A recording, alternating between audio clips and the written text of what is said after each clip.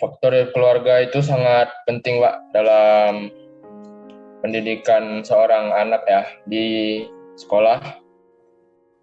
Soalnya bagaimanapun kita pasti butuh keluarga kita di kondisi apapun. This is EduTalk, educative and inspirative. Salam bahagia buat kita semua. Hari ini kita kedatangan tamu istimewa lagi, Luis Pratama. Halo Luis, apa kabar? Ya, baik Pak. Lama tak ketemu ya, sejak pandemi. Kemana aja, Luis, selama ini? Di rumah aja Pak. Jalankan prokes ya, biar tetap sehat gitu ya.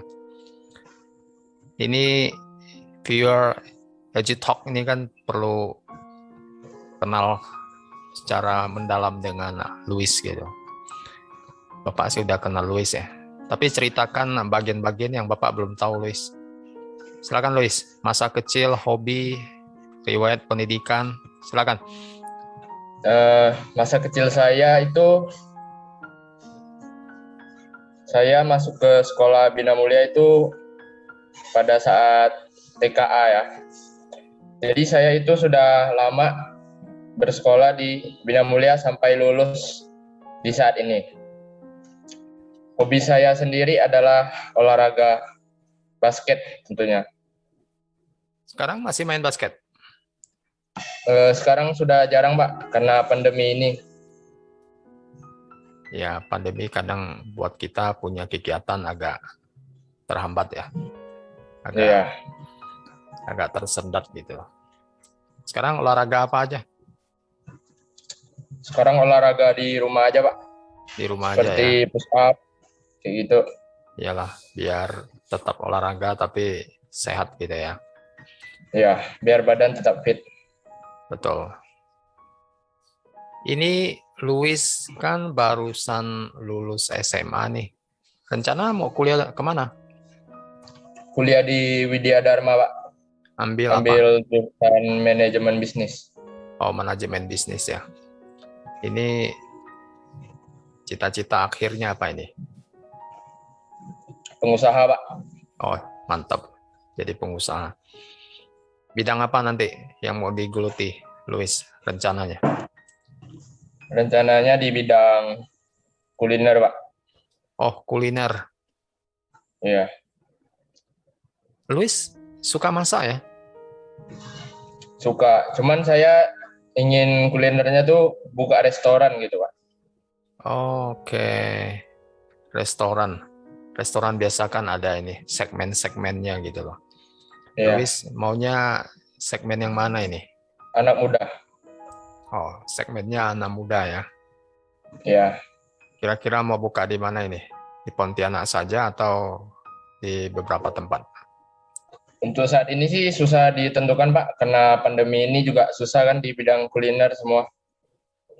Ya, semua agak terpukul lah ya dengan berkurangnya orang yang beraktivitas gitu. Ada solusi nggak dari Luis untuk mengatasi kondisi pandemi ini di bidang kuliner?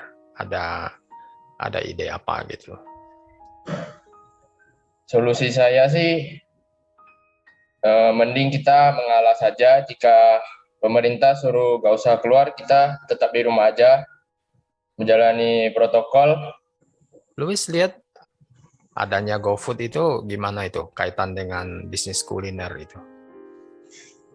GoFood ini sangat tentunya berguna bagi bisnis kuliner. Karena orang yang ingin di rumah saja sudah bisa memesan GoFood lewat internet ya, Pak. Jadi untuk memudahkan orang juga seperti itu. Ya. Jadi sekarang kalau buka restoran itu tidak harus di tempat yang strategis ya, di mana saja bisa ya, asal bisa kerjasama dengan GoFood atau pesan antar lainnya ya. Ya, kalau kita membuka restoran nih fokusnya ke cita rasa masakan kita dengan marketing kita. Soalnya Hmm, zaman sekarang marketing sangat penting ya. Biasa orang upload di sosial media, orang-orang berkunjung seperti itu. oke, nanti spesialisasi dari kuliner Luis itu apa? Western food, Chinese food, atau Indonesian food? Belum ditentukan Pak sekarang ini. Luis hobi makan juga. Hobi Pak, hobi makan. Oh iya, kalau bisnis kuliner tuh mesti hobi makan gitu. Sekarang sukanya Ya, makan apa aja? makan semua Pak. Saya makanya nggak bisa jadi chef. Semua makanan saya bilang enak Pak. Oh, semua enak ya. Iya. Seleranya bagus gitu. Oke, Luis. Indonesia 2045, 100 tahun merdeka, Indonesia emas.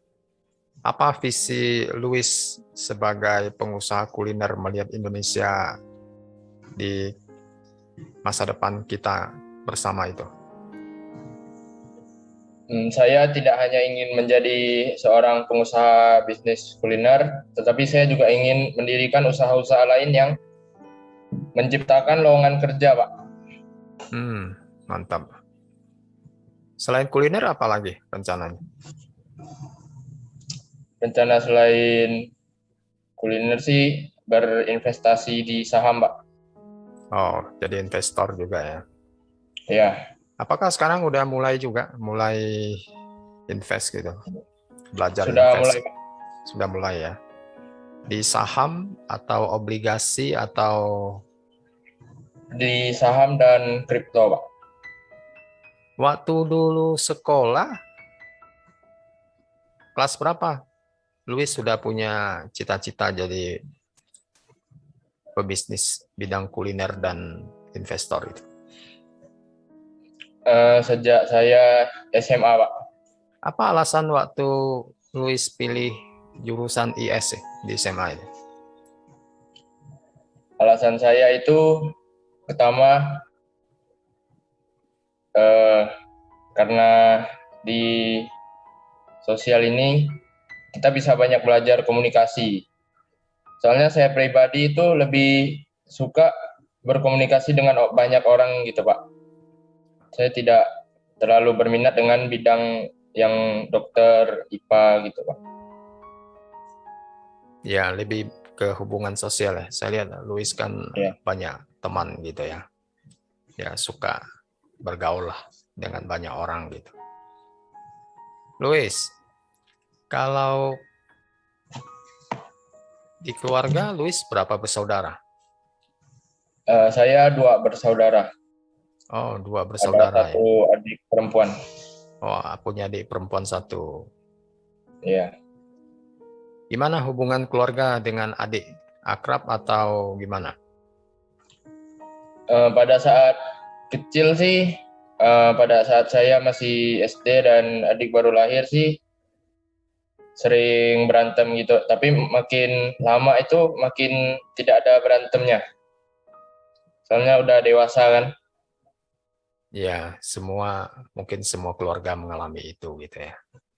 Ya, Oke, menurut Luis seberapa penting sih faktor keluarga dalam mendukung pendidikan seorang murid gitu di sekolah? faktor keluarga itu sangat penting, Pak, dalam pendidikan seorang anak ya di sekolah. Soalnya bagaimanapun kita pasti butuh keluarga kita di kondisi apapun. Seperti itu, Pak.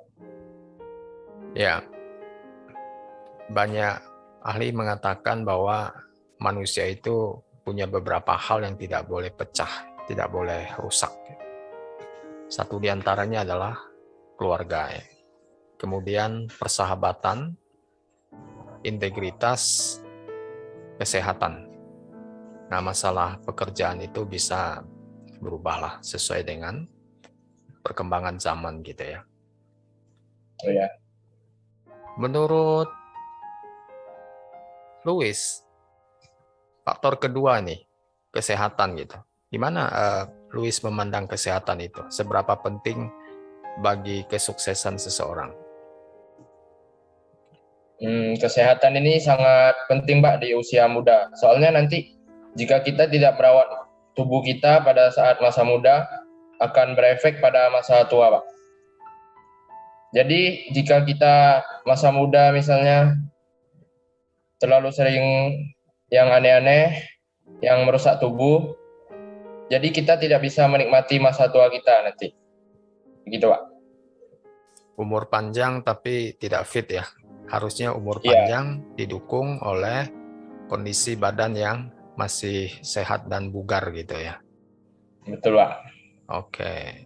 Tadi Luis bilang pilih ilmu sosial, jurusan ilmu sosial di SMA, itu karena persahabatan gitu, pergaulan ya, komunikasi. Seberapa penting persahabatan bagi seorang Luis?